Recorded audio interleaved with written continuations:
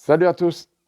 Voilà, je viens vers vous, je suis de la Belgique et je m'adresse à vous par rapport à ce qui se passe un petit peu en France et ce que j'ai pu voir hier au TV Journal et les évolutions des choses.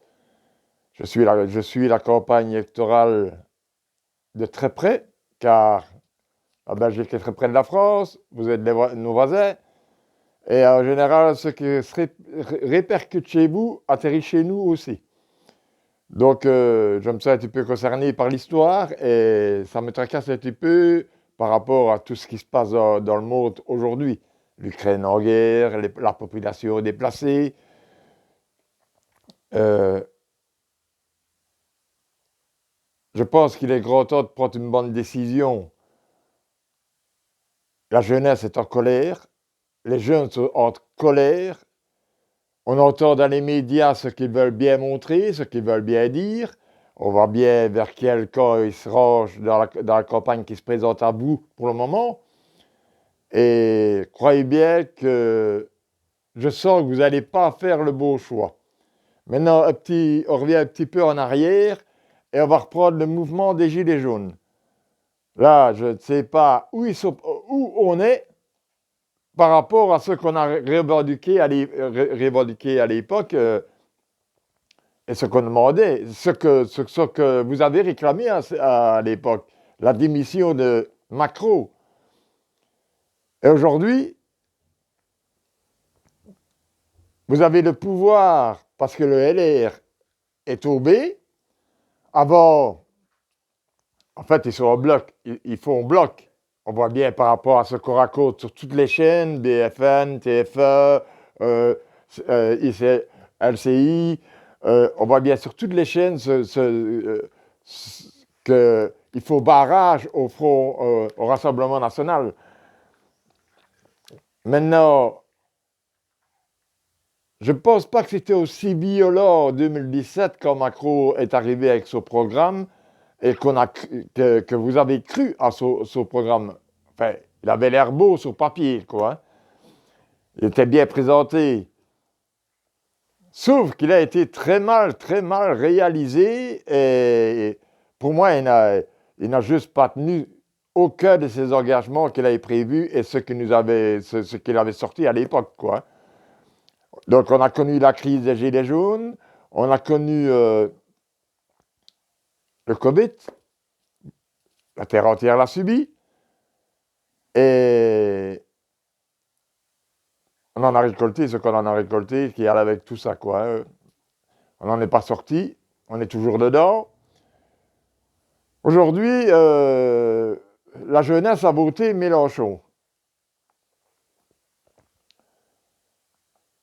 Mais où je ne trouve pas ça correct, c'est que Mélenchon obtient 21% du suffrage, Pécresse, le Parti socialiste et LR obtient 4,1% du suffrage, qu'en 2017, ils atteignent 20, 21. Donc, il y avait une réserve de voix qui allait toujours pour un parti ou l'autre.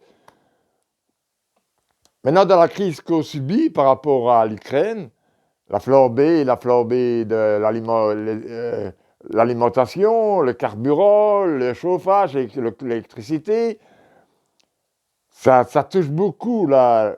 Ça touche le monde entier. Ça atteint la Belgique, ça atteint la France. On est tous concernés dans le même bateau.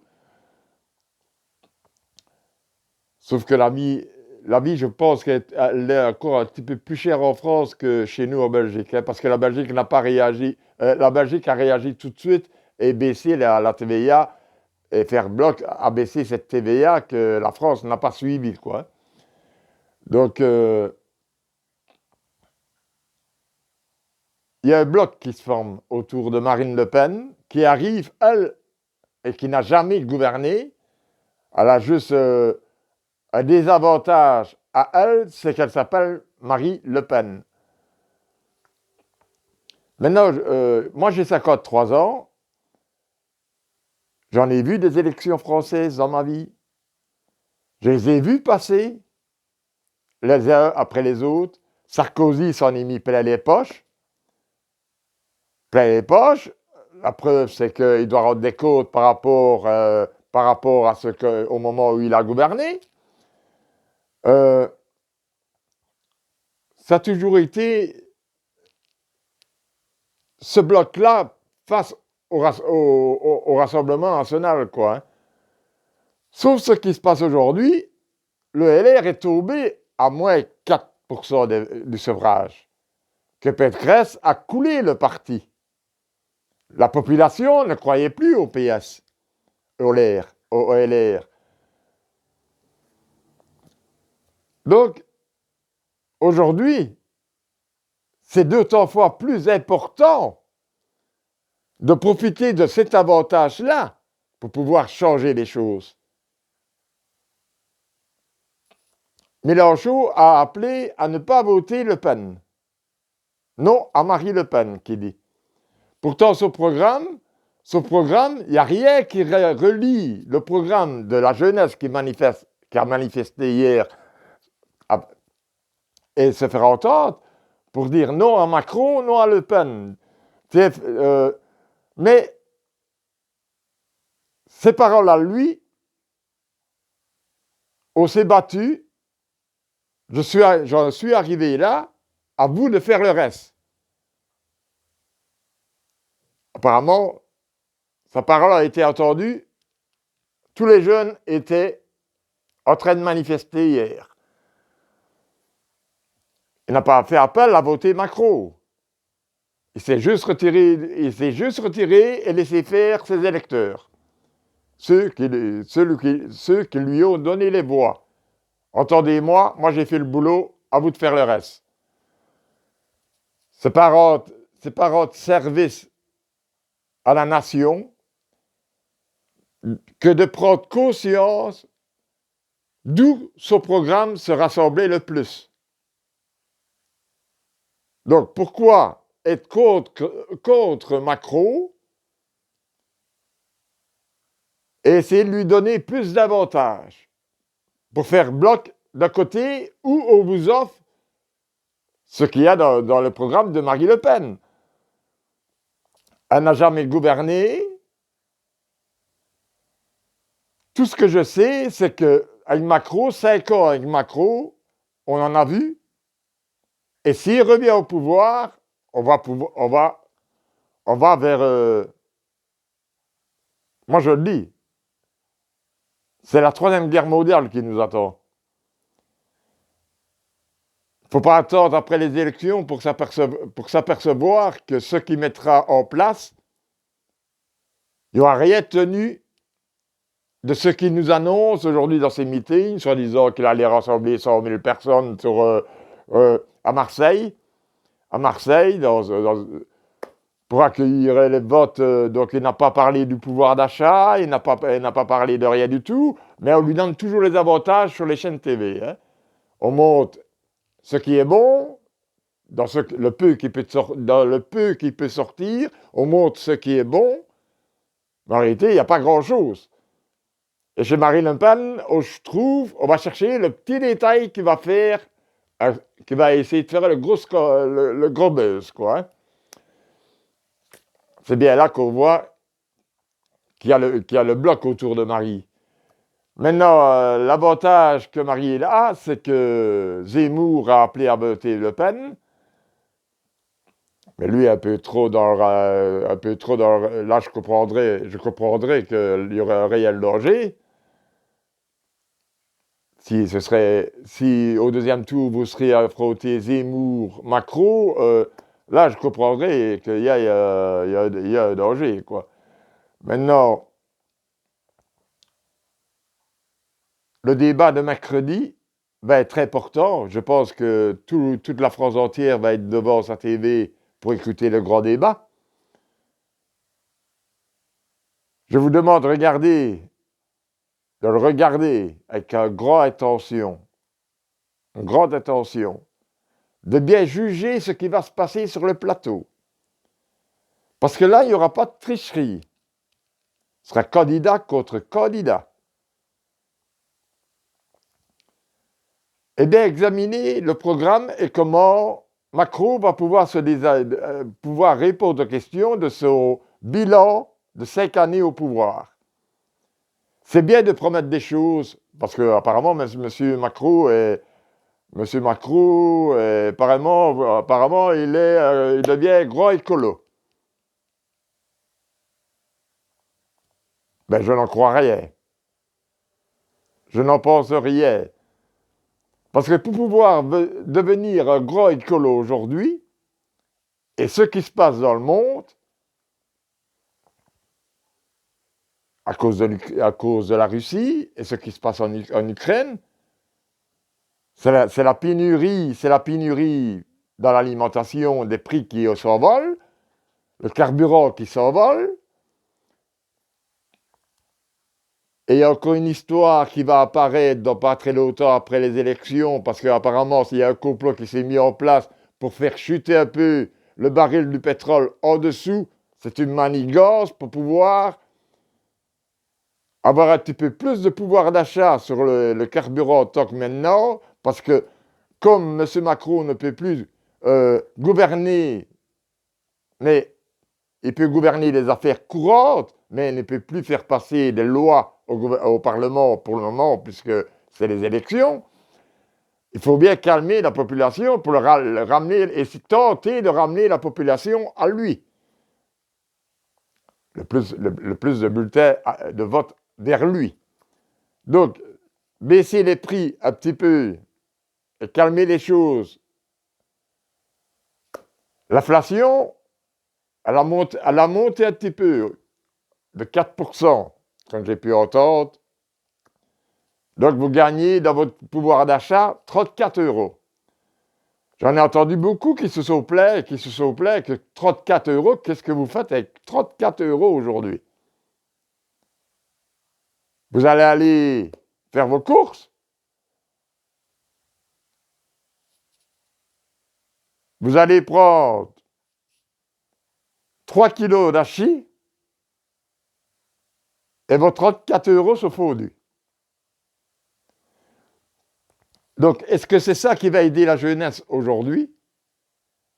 Ceux qui font leur étude, qui sont en études, qui sont en contrat d'apprentissage. Je pense que c'est ça l'avenir. C'est la formation des jeunes et ce qu'on va leur donner comme moyen, même pas que ce qui s'est passé au moment où il y a eu le Covid, que les restos ont dû fermer, que les cafés ont dû fermer, et là où tous les jeunes allaient chercher un peu d'argent pour pouvoir subvenir et payer leur logement et les logements et pouvoir se nourrir, ben, quand on a subi le Covid, tous les jeunes ont été oubliés dans l'histoire, ont perdu leur travail sur le temps on a été mis tous en quarantaine, isolés chez soi. Le temps on rouvre les établissements, et maintenant ils ont dur à recruter parce que la jeunesse n'a plus confiance d'aller vers cette branche-là. Étant donné que le Covid n'est pas fini, ils ne savent pas s'ils peuvent être sûrs de leur travail, de leur place. Maintenant, Macron annonce pour le SMIC, il faut travailler autant semaine, donc à 6 euros de l'heure, pour pouvoir bénéficier du SMIC. Ça veut dire que tous ceux qui ne travailleront pas, qui n'arriveront pas à faire une formation, ne pourront pas accéder à le SMIC qui met en place. C'est comme quand vous passez votre permis de conduire, ne vous fiez pas, il y a toujours 3 questions, 3 propositions. Il suffit de cocher la bonne pour obtenir son permis. Eh bien là, il vous a donné une proposition en 2017. Pourtant, ça devait être le grand changement, le grand changement tous ensemble. J'y ai cru, tout comme vous. Et j'ai été déçu, tout comme vous. Pourtant, je vous dis, je suis belge. Mais mon gouvernement s'allie sur Macron et les décisions qui se passent ici à l'Union européenne, qui se passent dans mon pays, ici à Bruxelles. Je ne vous cache pas de vous dire que le PTB chez nous, après vos élections à vous, ça va être chez nous. Le PTB est en train de monter en flèche dans les sondages. Au dernier sondage, ils arrivent à un tel niveau, mais ils ne veulent pas prendre le pouvoir parce que ils ne s'accordent pas avec les propos des autres partis. Donc, ils ne prennent pas la main. Mais là, ils sont en train de monter qu'aux prochaines élections, c'est le PTB qui va prendre le pouvoir ici en Belgique. Je n'ai pas peur de l'annoncer.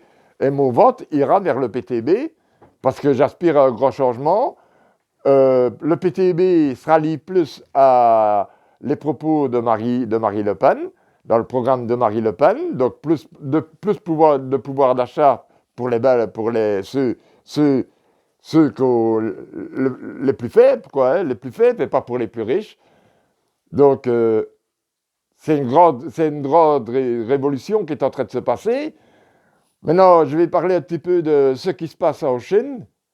Tout démarre de là, le Covid. Hein, et maintenant, il suffit de vous rendre sur les réseaux sociaux, aller voir, ou au téléjournal, ils en ont montré comment est-ce qu'on traite, parce qu'ils veulent le Covid à 0%. Donc, comment est-ce qu'ils traitent, comment est-ce qu'ils se traitent en eux? On les fourre dans les wagons, on les tape dans les wagons, on le chote dedans, ceux qui ne veulent pas rentrer dedans. C'est ça notre avenir. C'est ça qui va nous arriver après, puisque tout démarre de la Chine, et ça arrive, le Covid est arrivé chez nous, après la Chine, et on a suivi le mouvement. Donc, qu'est-ce que l'Union européenne va prendre comme décision? Parce que le Covid, ce n'est pas fini. Soi-disant qu'on va apprendre à vivre avec. Mais les hôpitaux sont en train de nouveau se remplir. Donc, quelles sont les décisions qui vont tomber par rapport à tout ça? Et qu'est-ce qu'on va subir? Pour le moment, j'ai l'impression que tout est en stand-by. On ne parle plus tant de ce qui se passe en Ukraine, de Poutine. On laisse un petit peu tout ça de côté parce qu'on attend de savoir qui va être mis en place dans le gouvernement français pour un petit peu... Il manque quelqu'un dans l'Union européenne, quoi. C'est le président français qui n'a plus accès aux affaires fortes de l'État, mais juste aux affaires des affaires courantes, quoi. Le Premier ministre s'en occupe, il gère ça pour vous, les affaires courantes, mais le président, maintenant, il est rentré dans la campagne, et sur son slogan, c'est « prends un petit peu à gauche, prends un petit peu à droite, prends un petit peu du programme de Marie Le Pen, du Rassemblement National ». Et tout ça, il en a fait un milkshake, et c'est ce qui vous a servi sur un plateau. Maintenant, les jeunes de France n'appellent pas à voter Macron, tel qu'on a montré pendant 5 secondes hier sur TF1, sur l'émission, le journal de 20h de Anne-Claire. On voit bien, et ça, je trouve vraiment pas ça bien de la part de TF1 et d'avoir montré ce genre de truc-là, mais pas la réalité des choses, et que TF1 ne viendrait pas à rectifier le tir en disant que c'est non contre Marine, non contre Macron. Voilà la réalité des choses, le bloc. Et c'est sur toutes les chaînes, BRFN, LCI, TF1, c'est à croire qu'ils ont reçu une prime, pour passer et faire barrage au Front National, et au Rassemblement National. Mais maintenant, c'est Marie Le Pen, c'est plus elle, la présidente du Rassemblement National. Hein. Elle est juste candidate à la présidence. Maintenant, c'est des bandes de la... maintenant, c'est Bardella qui est président du Rassemblement National. Ce n'est plus Marine Le Pen. Marine Le Pen arrive avec le pouvoir, il suffit de le lire attentivement, ce qu'elle rend aux jeunes, parce qu'elle mise sur la jeunesse. Vous avez fait confiance à un homme pendant 5 ans et on s'est battu contre lui pour obtenir sa démission, pour qu'il donne sa démission qu'on n'en voulait plus.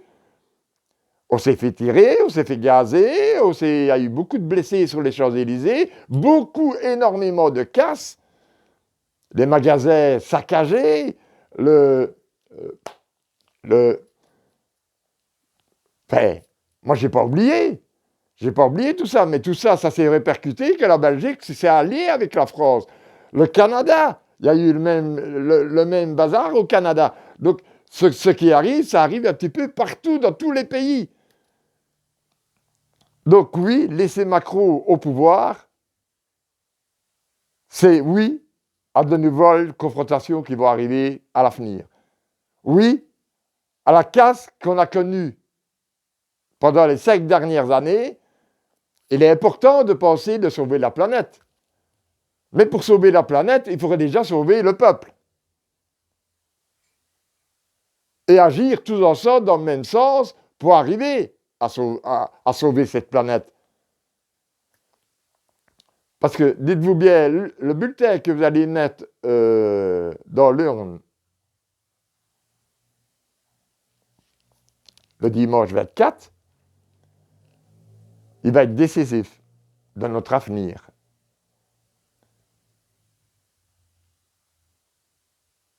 Peu importe lequel des deux va l'emporter, je peux vous dire qu'il y aura des rassemblements. Si Macron passe, il y aura des rassemblements. Trop tard. Pour ça, il fallait agir dès le premier tour. Et que les inconscients qui ont voté Macron ne font partie que du noyau du monde le plus riche. C'est ça les 27% des voix qu'il obtient au premier tour. Ceux qui veulent protéger leur fortune, les oligarques. D'où Sarkozy, Hollande font partie. Vous savez bien que Sarkozy a été appelé au tribunal, il a dû répondre de ses actes, l'histoire n'est pas finie, mais comme ça a été des présidents, il reporte. Il reporte toujours l'histoire, il s'en sort toujours très bien. Maintenant, on reproche à Marine Le Pen, soi-disant, qu'elle aurait octroyé à la Russie. Encore une fois, il y a des choses qui devaient être mises en place. C'est pas normal qu'un parti pourrait obtenir un prêt auprès de votre pays, la France, et que le Rassemblement national n'a pas pu obtenir ce prêt et que personne ne veut le reprendre pour que Marine Le Pen puisse payer ses intérêts en France et non à l'étranger. Donc on lui a fait barrage, on ne lui a pas octroyé ce prêt. Donc pour les élections de 2017, elle a obtenu son prêt là, et je crois que maintenant, elle a dû obtenir son prêt, encore une fois, dans un autre pays. Le Rassemblement national, mais là, ça ne dépend plus de Marine Le Pen, ça dépend du président du Rassemblement national, qui lui a dû faire la demande pour obtenir un prêt, et encore dans un autre État. Donc ça prouve bien l'égalité des choses dans l'histoire. Et que le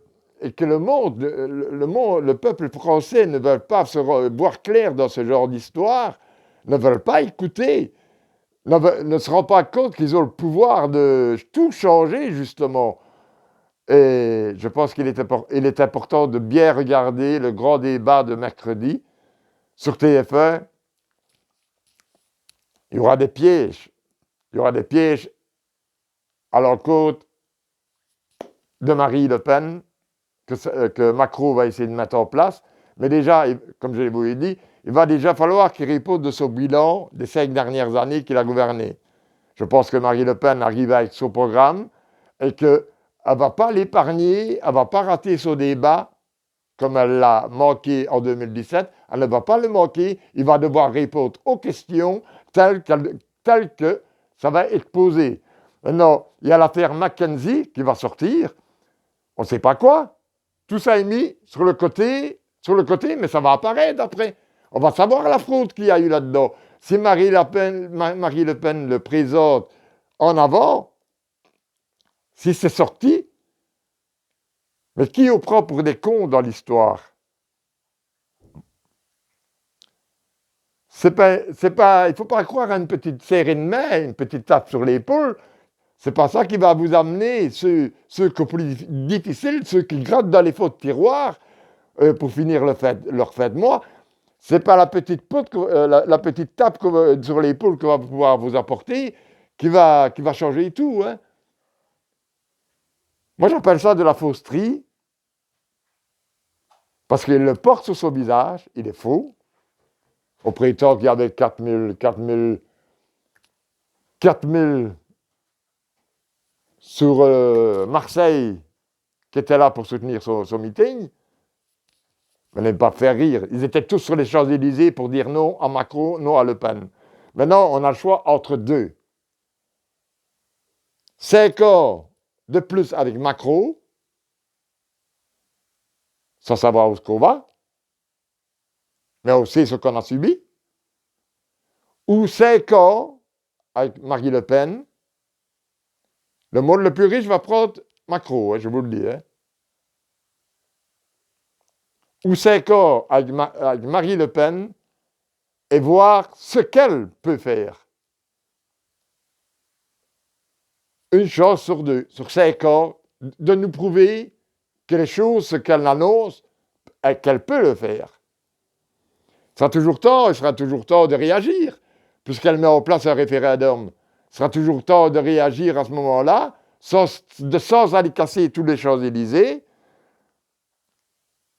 parce qu'on n'est pas d'accord. Puisqu'elle vous donne en mai un référendum, après autant de signatures déposées, le peuple pourra s'exprimer par rapport à une loi qui ne pourrait pas passer. Il n'y a jamais personne qui vous l'a tendu. Sarkozy, Hollande, Macron n'en veut pas. Il n'y a jamais personne qui vous l'a tendu que le peuple, qu'aura le pouvoir au peuple de décider. Ça ne veut pas dire que c'est le peuple qui va gouverner, mais on pourra dire ou stopper un programme qui ne pourrait pas passer. Donc je vous rappelle que si à l'époque il y aurait eu le référendum au moment des Gilets jaunes, on aurait pu signer ce référendum pour dire non, on n'est pas d'accord à la pension à 65 ans. Sans pour cela avoir des blessés, avoir des gens qui se sont retrouvés avec un œil en moins, la violence qu'il y a eu. Donc je n'ai qu'une seule chose à vous dire, c'est que on est dans un moment très critique. Oui, c'est critique. Et il est bien temps d'ouvrir ses yeux. Donc, je terminerai mon petit message parce que on est proche. Nous, la Belgique, avec vous, les Français, on est très proches. Je soutiens mon drapeau belge parce que je suis belge. Et je soutiens le drapeau français. Et je crois aux Français, au mouvement qu'il y a eu au moment des Gilets jaunes. On s'est rassemblés pour être plus forts. Donc n'oubliez pas qu'on a été derrière vous à ce moment-là et que nous, on ne veut plus Macron au pouvoir. Mais nous ne pouvons pas voter, mais il faut s'arranger à Bruxelles après, dans mon pays, à l'Union européenne, pour aller régler leur salade. Donc oui, moi je n'aspire plus à voir Macron à Bruxelles. Et je n'ai pas d'autre solution que de vous encourager à voter Marine Le Pen. Là-dessus, je vais finir. Et ma main sur le cœur. Ma main sur le cœur. Je la porte avec vous. À nous, la liberté. À nous, le pouvoir d'achat. Non à Macron.